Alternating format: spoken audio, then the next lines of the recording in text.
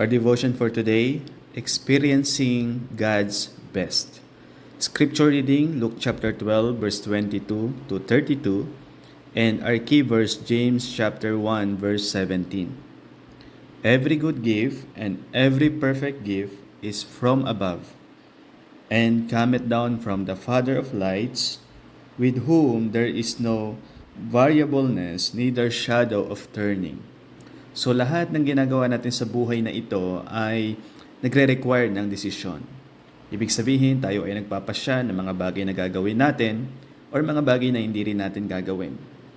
So yan ay napakagandang makita natin na katotohanan pag pinag-usapan ang buhay na mararanasan mo yung pinakamainam ng Diyos. Now, tinuro ng ating Panginoon na ang Diyos ay nagagalak or masaya na ibigay sa iyo yung kanyang kaharian. Ibig sabihin, lahat ng iyong ninanais o lahat ng iyong kagustuhan ayon sa kanyang kalooban ay nais ng Diyos na iyong ma-enjoy. But of course, may mga guidelines na kailangan mong sundin.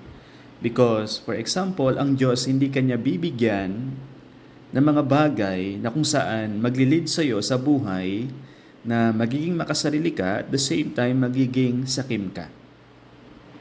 So sa kabilang banda naman, may mga ilang Kristiyano ho na sila ay nabubuhay sa masasabi kong spiritual poverty. Mahirap po yung kanilang spiritual life. It is because hindi po nila tinatanggap ang mga blessings ng Diyos. What I mean for that is hindi po nila ini-enjoy anuman po yung mga mabuting bagay na mula ho sa pagpapala ng Diyos para sa kanilang buhay.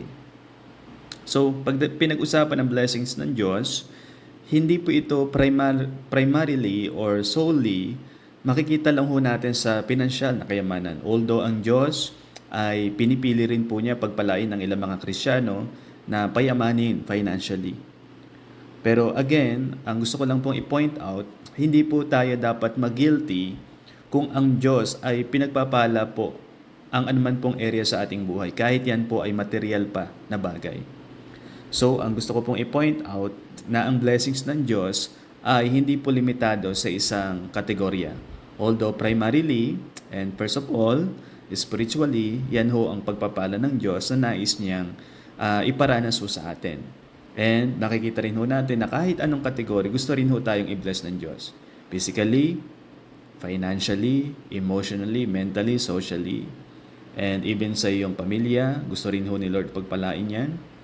No, sa iyong trabaho, sa iyong negosyo, or sa iyong career, or whatever areas ng iyong buhay, nais ng Diyos na ikaw ay pagpalain. That's why nais ng Diyos na ikaw ay mag-prosper. At pag tinignan po natin ang salitang prosper sa Bible, ito ho ay totality ng iyong buhay na gusto ng Diyos na bigyan ng pagpapala. So, ang blessings ng Diyos ay walang katapusan. Hindi po natin to dapat ilimita sa isang kategorya lamang sa buhay po natin. So ano po ang responsibility natin? Our responsibility ay i-enjoy yung mga mabubuting bagay na ipinaparanas ng Diyos sa atin pag ito ho ay dumating. So therefore, instead na tayo ay tanggihan natin yung mga gifts na ibinibigay ng Diyos sa atin, kaya nga sabi po sa binasa natin, every good gift and every perfect gift is from above. Kanino po nanggaling? Sabi po dito, cometh down from the Father of lights. So ang Diyos natin, ang Ama natin na sa langit at tayo ay kanyang anak, nais niya na iparana sa atin yung perfect gift and good gift sa buhay na ito. He wants us to experience His best para po sa ating buhay. Because tatandaan niyo po ito, ang mundong ito ay may gustong i-offer sa iyo. But nais ko ring malaman mo, ang Diyos ay meron ding nais i-offer sa iyo. At yung ini-offer ng Diyos na gift, that is the best gift na pwede mong maranasan sa mundong ito because God knows all things. He loves you so much, unconditionally, and He cares for you. He is interested in your life. At nakikita ho natin na gusto ng Diyos na maranasan mo at ma-enjoy mo yung mga ipinagkakaloob niya sa iyo because nakakalungkot sa mga Kristiyano. Sometimes akala natin we are too spiritual, but pag pinag-usapan yung mga blessings ng Diyos sa ating buhay, whatever categories it is, hindi natin ini-enjoy or hindi po natin gustong, alam niyo po yon yung atin talagang makita yung kabutihan ng atin pong Panginoon. So, kaysa tanggihan mo yung mga gifts ng Diyos, ang pinaka-the best thing na lang na gagawin mo, kapatid, ay humiling ka sa Panginoon na sa lahat ng mga ibinibigay niyo sa iyo ay ma-handle mo yun correctly, responsibly, upang ang buhay mo ay patuloy na magbigay kaluwalhatian sa Kanya, kapurihan sa Kanya, at karangalan sa Kanya. So, tinuro ni Jesus na ang Diyos, bibigyan niya ng mabuting bagay ang Kanyang mga anak. Therefore, huwag natin tanggihan yung mga gifts na ibinibigay ng Diyos sa atin. Sa halip yun ay ating tanggapin ng buong puso sapagkat yun ay binalot ng Diyos mula sa Kanyang walang hanggang pag-ibig para sa iyo.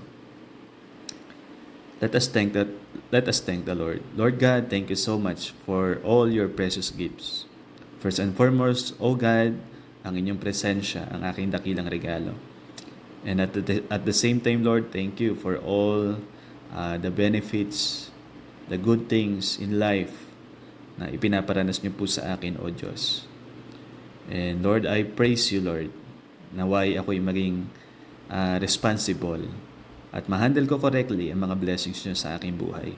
Itong aking dalangin sa pangalan ng Jesus. Amen.